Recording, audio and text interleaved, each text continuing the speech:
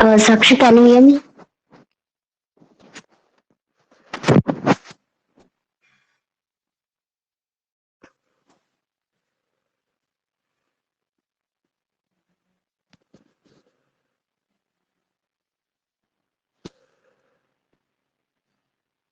Sakshi, can you hear me? Please let me know.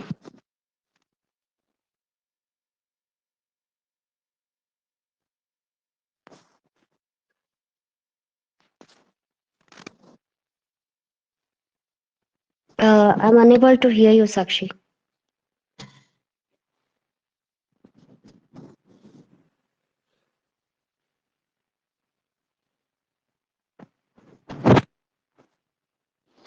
If you are able to hear me, then put a message in the chat box, at least so that I can understand. Because I'm unable to hear your voice. Can you hear me?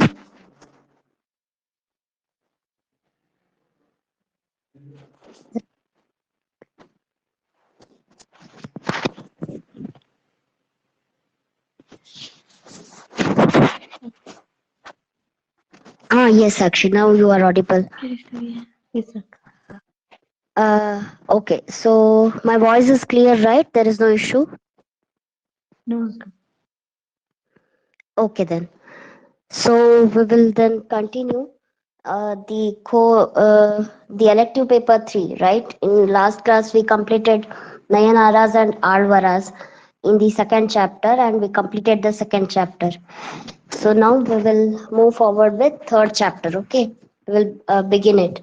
As I have given you brief introduction about the third chapter in last class itself, we will continue it today. Okay. Yes, Sakshi. Nothing, uncle. Okay. Just give me a minute, okay? I'll continue the class.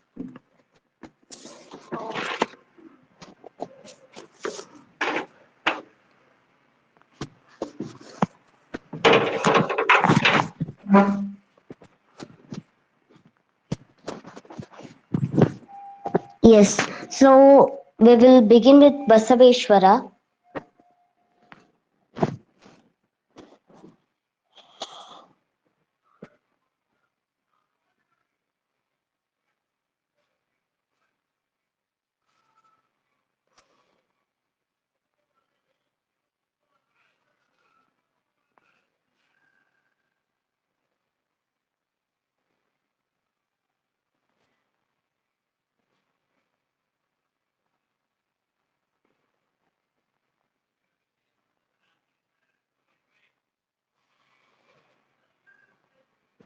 Yes, Sakshi. So should I continue?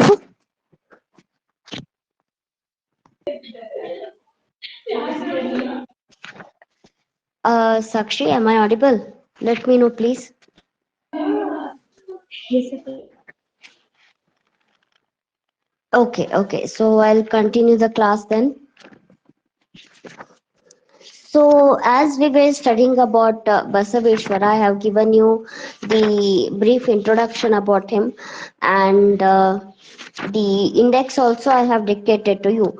So according to that, we will begin the class. Okay.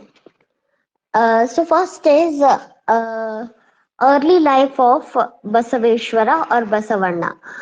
His time period is from 1132 to 1168. That is the time period. Okay. First is early life of Basaveshwara or Basavanna.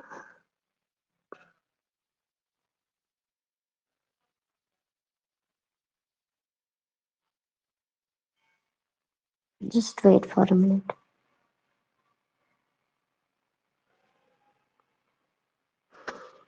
Okay.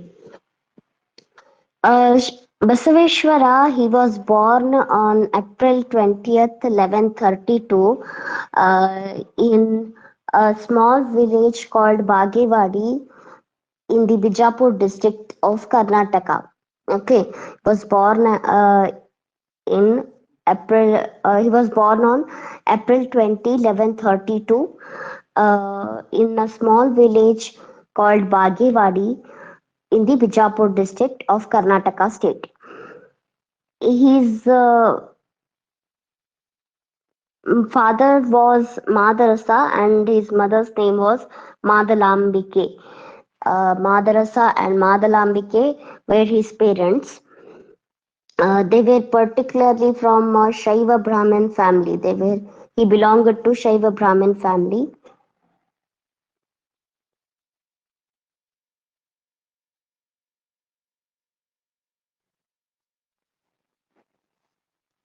And the parents of Sri Basaveshwara, Madarasa and Madalambike, they were struggling to get,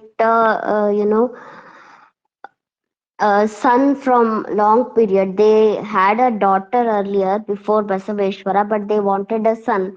So they struggled a lot to get a son, and they prayed to many gods to get a son.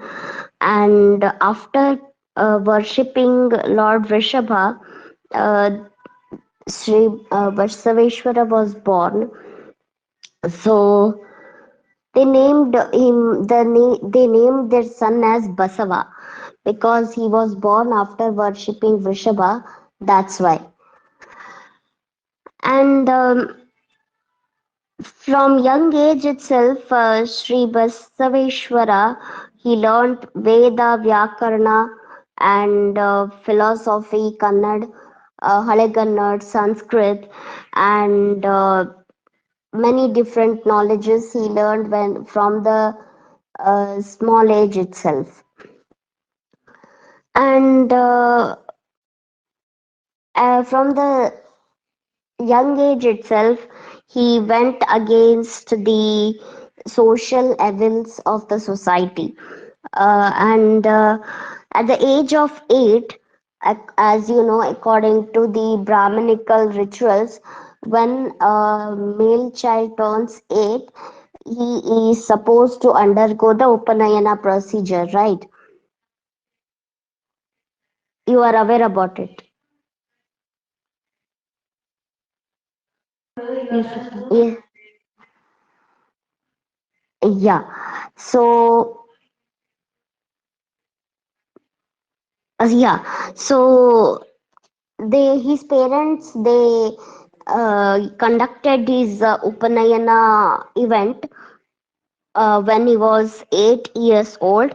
But at that 8 years age itself, he removed his Janivara and he ran away from the event. He rejected uh, to follow this ritual of Upanayana and removed the Janivara and went out of the event. And he announced that from birth itself he has got the Linga Dikshe, so that's why he'll not go through this procedure of Upanayana. And he announced that Upanayana was not necessary for him and went out of the ceremony. After that, he traveled to Kudala Sangama and there under Ishanya, who was a Shaiva guru, under him Ishanya Shaiva, whose name was Jata Veda Muni. So under this Jata Veda Muni, Basaveshwara learnt many things and developed his intellectuality, his knowledge, everything. Under Ishanya Shaiva Guru, entitled as Jata Veda Muni. So that is about his early life. Okay,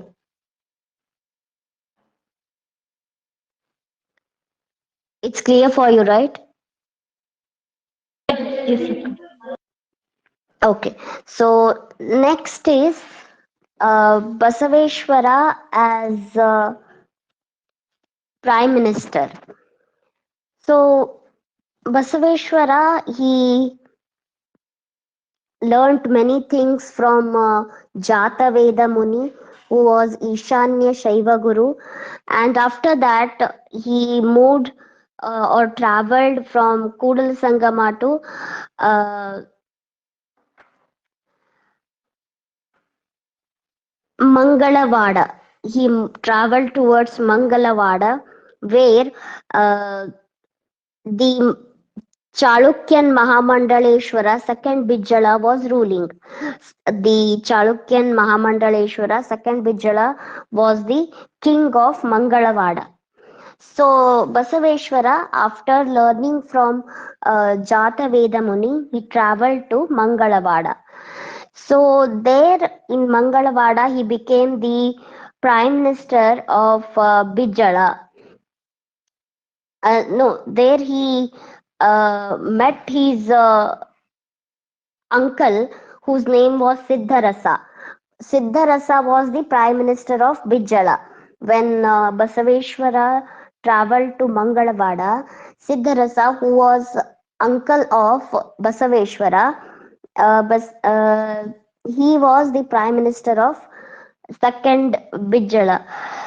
And Basaveshwara met his uncle Siddharasa, and with the help of Siddharasa, uh, Basaveshwara was introduced to this king of Mangalavada, the Mahamandaleshwara of Mangalavada, second Bijala, and he was appointed as you know, head of treasury in the dynasty of second Bijala at Mangalavada. Basaveshwara was earlier appointed as head of treasury department, and the second Bijala, king of Mangalavada, the Mahamandaleshwara, he observed the honesty and the work, everything of Basaveshwara, and got inspired by him. And Siddharasa also, observed his honesty in the work and was very impressed by the personality of Basaveshwara. That's why Siddharasa married his daughter Neelambike to Basaveshwara.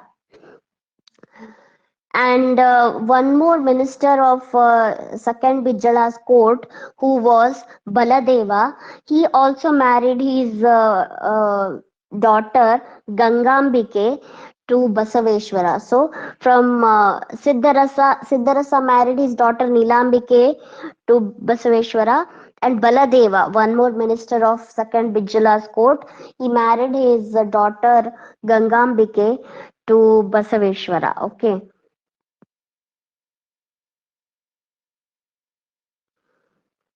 So after the death of Siddharasa, uh, after the death of Siddharasa, Basaveshwara became the prime minister at second Bijala's Mangalavada court, royal court. So after the death of Bijala, who was uncle as well as father-in-law of Basaveshwara, after his death, Basaveshwara was made as the prime minister of Mangalavada royal court. But after becoming prime minister, also he was very honest in his work. He was never obsessed with money or materialistic life or pleasures of life. He was not at all obsessed with them. Still, he was very honest with his work, and very responsibly he managed the post of prime ministership in the Bijala's court. Okay, so this is about how Basaveshwara became the prime minister. It's clear for you? Is it clear? Yes, Akka. Okay, that's great. So next heading is Basaveshwara as social reformer. That is the next heading, right, in the index. So Basaveshwara, he conducted socio-religious and intellectual revolt in the society of medieval Karnataka. He rejected the caste system, he rejected untouchability, he rejected blind beliefs, he rejected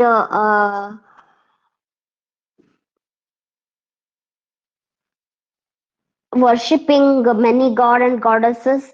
He rejected idol worship. He rejected the animal sacrifice for religious purposes for god and goddesses in Homa and Havana. And he actually, you know, he became a wind which was reforming the society of medieval Karnataka. And he started trying to eradicate all these social evils from the medieval society of Karnataka. He was prime minister of Vijayala's court. He had a lot of responsibilities and was getting very less time. But whenever he used to get free time, he used to involve himself in eradicating these social evils of the society. And used to roam all around the dynasty and used to spread awareness about the social evils and not to follow any social evils through his speeches. And he also rejected the discrimination of Vedas, gender discrimination, and he tried to eradicate both of them. He told that the Dharma Shastras don't explain the caste system or caste hierarchy and caste discrimination. There is no mention about caste discrimination, caste hierarchy in Dharma Shastras. That's why it is not worthy to be followed. Not the Dharma Shastras, the caste system. He tells that it's not at all mentioned. The caste discrimination and caste hierarchy is not mentioned in the Dharma Shastra. That's why the caste discrimination and caste system should not be followed by anyone in the society. He also supported uh, co-eating system, means sahabhojana, co-eating system of different families from different castes, because as you know, earlier in ancient and medieval period that was not allowed. The Dalits were not allowed to sit and eat with Brahmins or Kshatriyas or Vaishyas. In fact, Brahmins never used to eat with Vaishyas also uh, in same pankti. So that kind of system was there, but Basaveshwara, he rejected that system and supported or promoted the co eating system, means eating with all the all the castes. And he himself used to have food in the houses of untouchables, means in houses of Dalits. He himself, Basaveshwara himself, used to have food, and we get mentions about it. Example, there is an example to prove this. uh, Basaveshwara, he had food at Nagadevar, who was an untouchable, means who was a Dalit.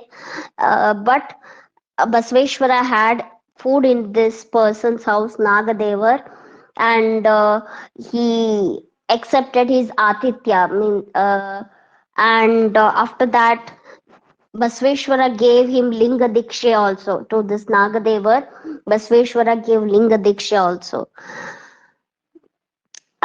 He uh, strongly prohibited and rejected animal sacrifice in religious customs. Uh, he told to show kindness towards animals, and also explained that kindness itself is the base of religion or dharma. He has written this one also, Vachana also on that. Dayave dharmada moolavaya. That actually he wrote to prohibit the animal sacrifice in religious customs.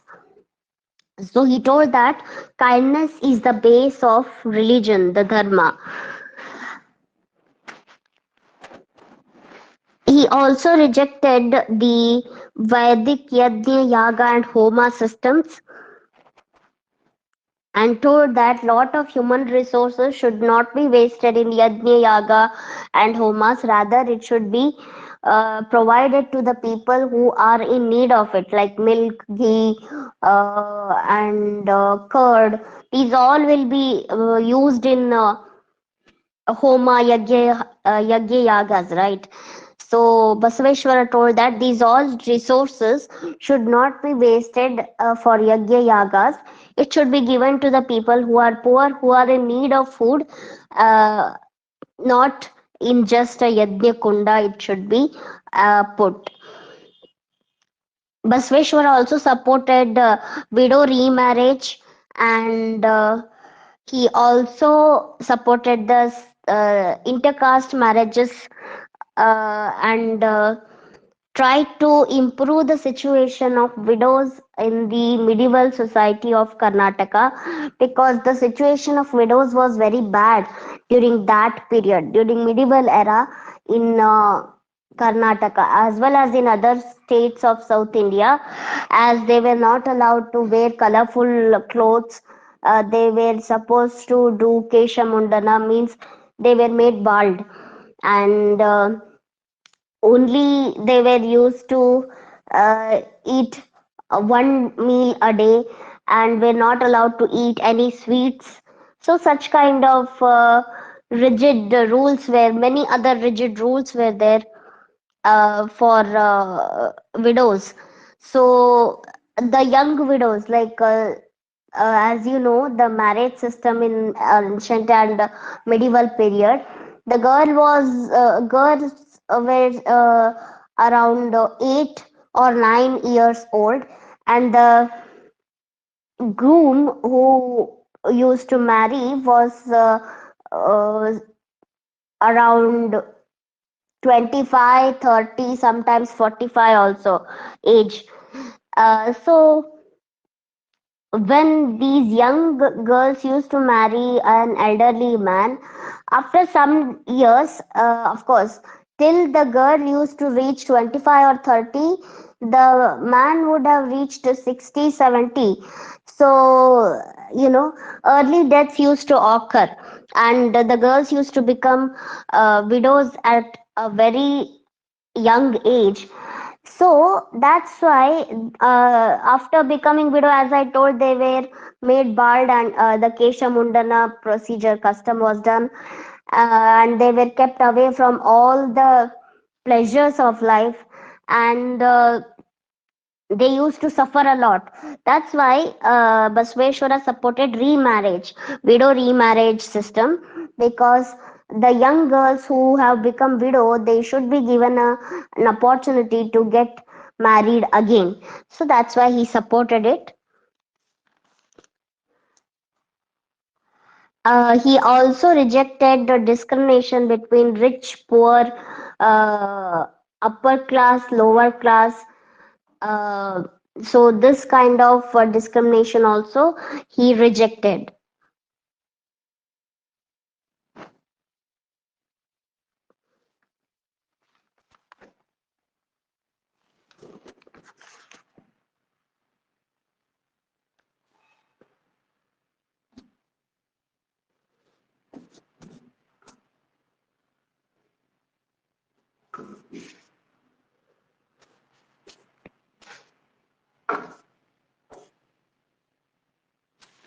Just give me a minute.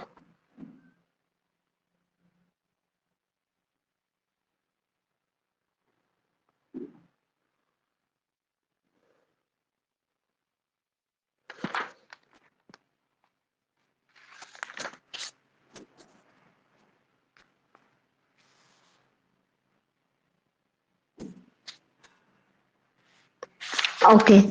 Uh,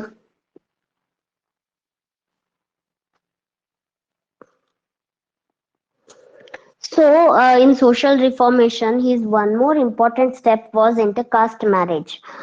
He supported intercaste marriages, and against the Vedic ritual, he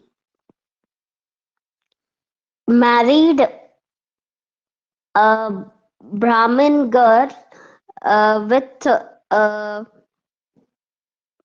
an untouchable boy. He supported this marriage, and he was the cause for their marriage.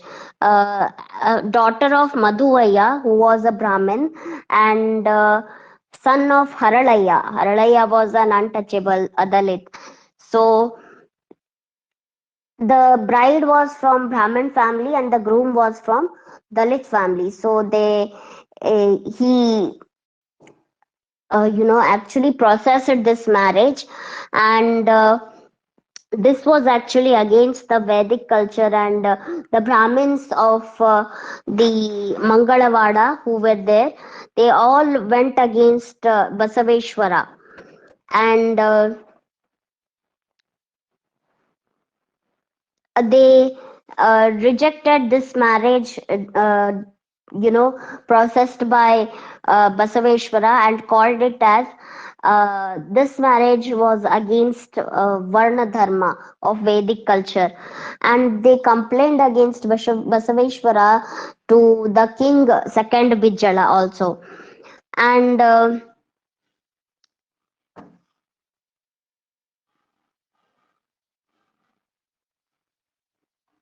this also was he's one of the social reformations, uh, making people understand the importance of intercaste marriages. So these were some of his reformations, social reformations. Next heading is Anubhava Mantapa.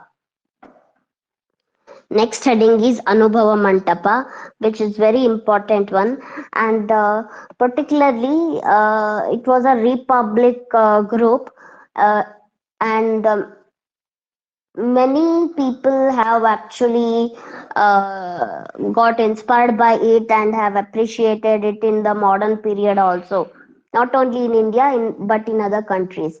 As I had told you to search the university where the Basveshwara's idol is established, did you check it, Sakshi?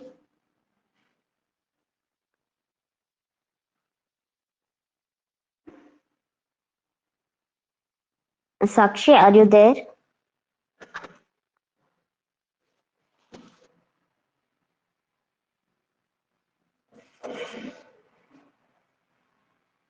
Sakshi?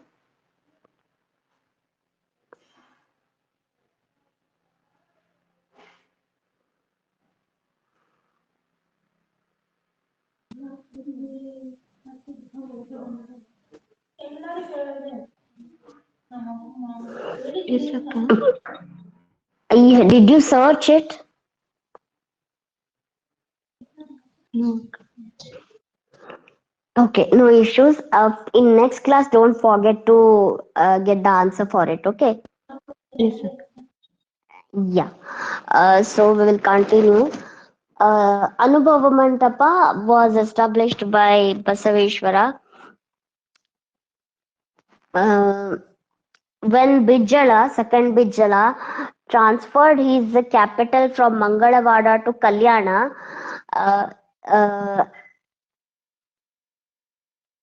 There, Basaveshwara, he established Anubhava Mantapa in Kalyana, because earlier the capital of the second Bijala, the Kalyani Chalukya and Mahamandaleshwara, was Mangalaveda, but he transferred his capital city from Mangalaveda to Kalyana. And when Basaveshwara also came with the king to Kalyana as prime minister, in Kalyana, Basaveshwara established the Anubhava Mantapa for promotion of Veerashaiva religion. He established it.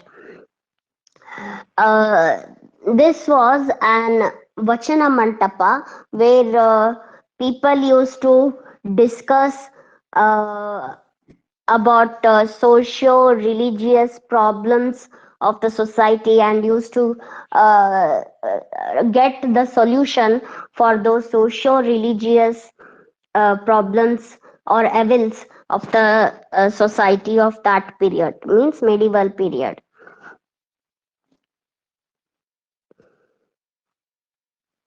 The promotion of Veerashaiva philosophy was also the one of the main motto of constructing this Anubhava Mantapa. So through Vachanas, the Vachanakaras tried to promote the philosophy of Veerashaiva religion all over Karnataka through Anubhava Mantapa. Allama Prabhu was the director, means he was the head of this Anubhava Mantapa. Uh, don't call it as director, president. Allama Prabhu was the president of Anubhava Mantapa organization, and there was no gender discrimination or caste discrimination to get the membership of Anubhava Mantapa. Everyone was free to be part of Anubhava Mantapa. From any gender, from any caste, the people were allowed to be part of Anubhava Mantapa. It was an open organization for each and every person of the society. In this Anubhava Mantapa, all the Vachanakaras, they used to express their views on different matters and used to discuss it with each other and used to come to a conclusion with solution. So such kind of discussions used to go on in Anubhava Mantapa. So Anubhava Mantapa was a organization without any building. It didn't had any its own building. Okay, it was just a organization. As we see, Mantapa in its name, but originally it didn't had any building of its own. Okay, it was a buildingless organization. Means no particular construction was there for its own. So in different places, these Vachanakaras used to held the meetings and discussions. Example, in temples, in some particular member's house, in an open mantapa of any temple. Uh, the areas where there was space, they used to conduct the meetings.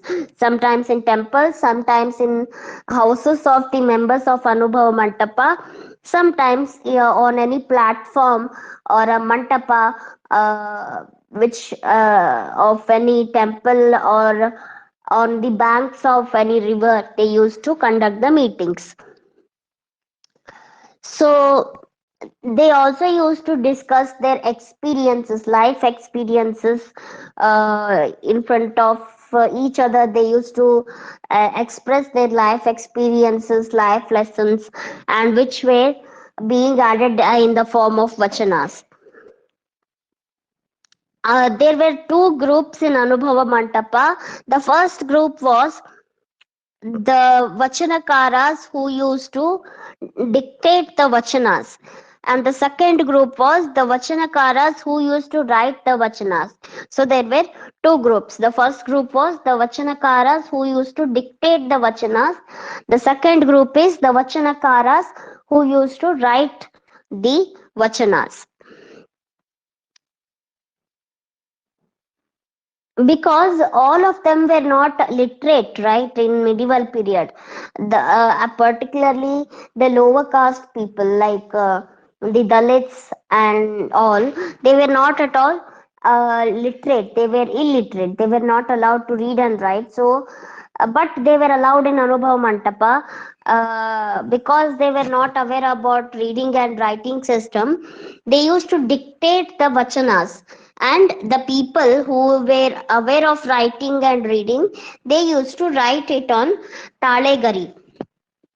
Okay, so that's why there were two groups: the Vachanakaras who used to dictate the Vachanas, the Vachanakaras who used to write the Vachanas.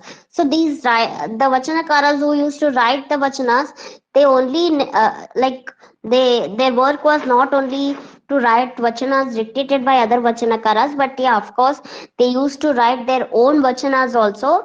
With that, they used to write the vachanas dictated by the illiterate vachanakaras who were not able to read and write. Okay, so these two groups were made. And in Anubhav Mantapa, economic topics also used to be discussed, like the economic situation of the society, economic crisis of the people of the society, the solutions for that, and how the state should involve itself in improving the economic status of common people. All these things also were discussed in Anubhav Mantapa.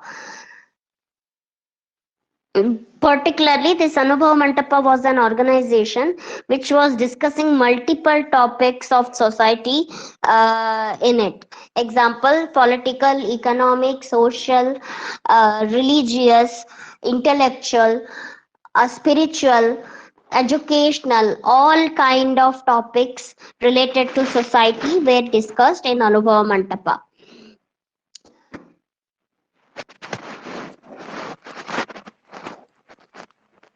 But one important thing was there. Uh, a person who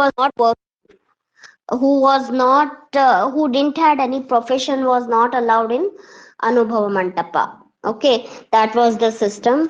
Okay, we will continue the class after break, Sakshi. Yes, sir. Okay, so we'll take break. Should we continue or like how is it? I don't know, Akka. Okay, you let me know. Okay, if we are supposed to continue the class, let me know. Otherwise, we can continue whenever it's possible. Okay. Yes, sir. Yeah. So tomorrow is it holiday or we can take the class? No, Akka, tomorrow classes are not there, Akka. Acha, Tomorrow okay. and day after tomorrow. So on Thursday we can engage, right? Yes, Akka. Okay. So you let me know after this. Can I take the class, continue it or not? Okay. You let me know. Once I will ask Akka and I. Okay. Okay. Fine. And you join with the same link itself. Yes, Akka. Okay. Okay. Fine. Sai Ram Sakshi.